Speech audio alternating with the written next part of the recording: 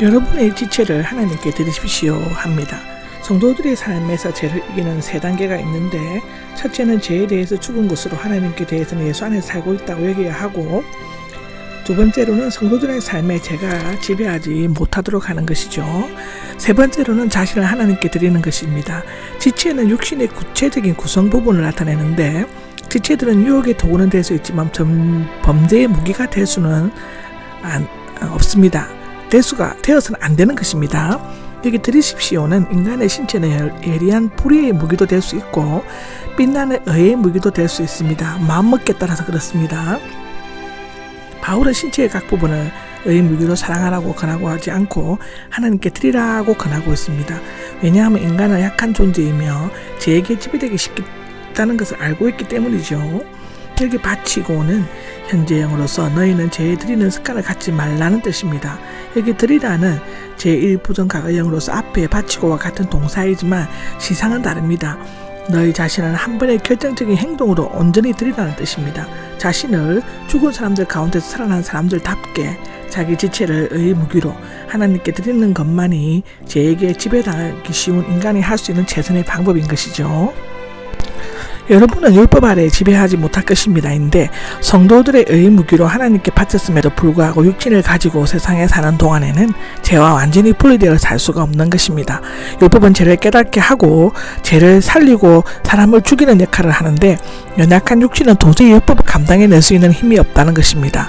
율법 아래에 있는 동안에는 죄의 지배를 벗어나지 못하지만 성도들은 은혜 안에 있으므로 죄의 지배를 받지 아니한다는 것입니다.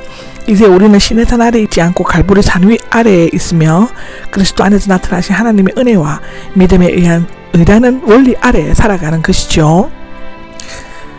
14절에서 성도는 율법의 지배에서 벗어나기 때문에 죄로부터 자유함을 얻었다고 언급하고 있는데, 그렇게 되면 다음과 같은 질문을 제기할 수 있습니다. 15절을 보시면 우리가 율법 아래에 있지 않고 은혜 아래에 있으니 죄를 지어도 좋다는 것입니까? 라는 질문입니다.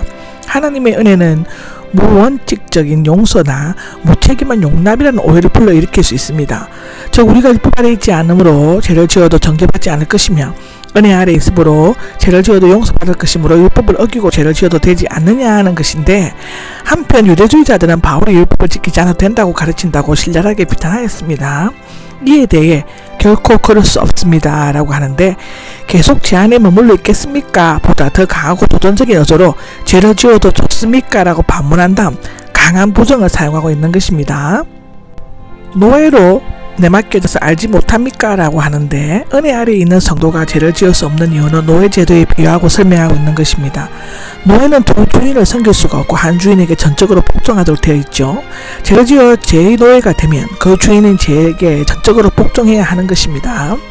요한복음 8장 34절에 나와 있죠. 죽음에 이르는 죄의 노예들, 의에 이르는 순종의 노예들이 나오는데, 인간은 모든 것에서 완전히 자유로울 수 없습니다.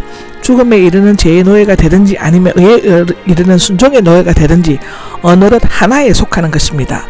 흑과 백이 분명한 것입니다. 중간은 없습니다.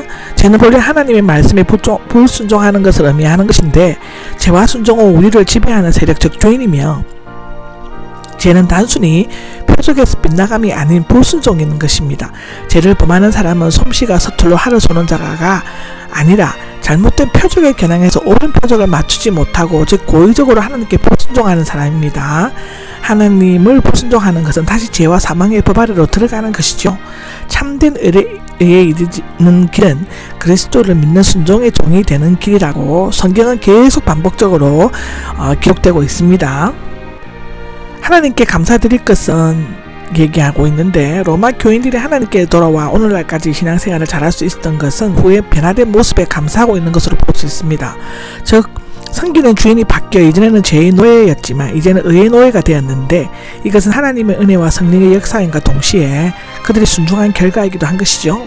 교인이 모범인데 아마도 초대교회에서 세신자들에게 가르쳤던 어느 정도 정령화된 믿음의 규범 적인 믿음의 교훈들의 요약 등으로 볼 수 있습니다. 이 모본에 있는 내용대로 순종함으로써 죄에서 해방되어 참 자유를 누리는 의의 노예들이 된 것은 하나님의 역설적인 의인 것이죠.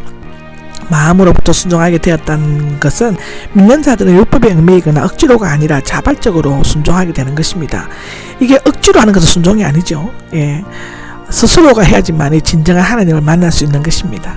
이 육신이 연약하기 때문에가 나오는데, 육신이 연약한 것은 원래 영적 윤리적인 연약함을 말하는 것이지만 여기에서는 지적 도덕적인 결함 등으로 어린아이처럼 잘 깨닫지 못하는 것을 가리킵니다. 갈라디아서 3장 15절에도 기록되어 있습니다. 여러분이 전에 거룩함에 이르도록 하십시오인데 6장 13절과 같은 내용입니다. 제2종의 생활을 구체적으로 설명하고 있는데, 여기 더러움은 도덕적으로 불결한 행위로 주로 이방인들의 죄를 나타내는 데 사용되었죠.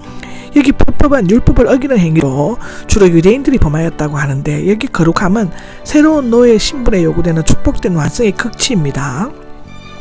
세속적 목표이기도 하죠. 거룩함은 즉각적인 행동이 아닙니다. 헌신의 생활 과정이라고 말할 수 있는 것이죠. 계속적으로 매일매일 반복되는 것입니다. 너희들은 지금까지 하나님의 율법과는 전혀 관계없이 도덕적인 더러움과 불법적인 일들을 행하면서 살아왔지만 이제부터는 그리스도의 노예가 되어 성령으로 깨끗해진 거룩한 삶을 살아가는 것이라는 것입니다. 전에 자유로워졌습니다가 나옵니다. 죄의 노예였던 과거의 생에 있어서 죄는 폭군과 같이 군림하여 억압했기 때문에 의의 명령에 대해서는 아무 의미도 지지 않았고 또 따르려고도 하지 않았습니다. 그러므로 의에 대해 자유롭다는 것은 육체와 세상 마귀가 원하는 대로 자유분방하게 행하는 것이며, 그 결과 모든 악과 비틀어짐, 불경건으로 가득 채워지게 되는 것인데, 한 사람이 두 주인을 섬길 수 없으며 죄와 의와 타협이나 조화는 생각할 수 없는 것입니다.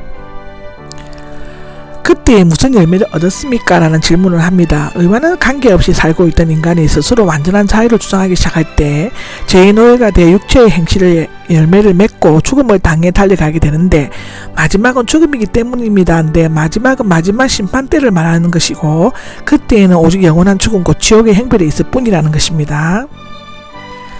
죄로부터 해방되고 열매를 맺고 있습니다인데, 그러나 이제 전혀 다른 삶의 자세를 나타내는 획기적인 전환점을 나타내는 것이죠. 바울 서신 18회가 나옵니다. 죄의 노예에서 의의 노예가 되었을 때 우리의 삶과 열매가 근본적으로 달라지게 되는데, 거룩한 생활은 4가지 단계를 거친다고 합니다. 첫째, 죄로부터 해방되고, 둘째, 하나님께 노예가 되어서, 셋째, 거룩함에 이르는 열매를 맺고 있고, 네 번째는 그 마지막은 영원한 생명이라는 것입니다.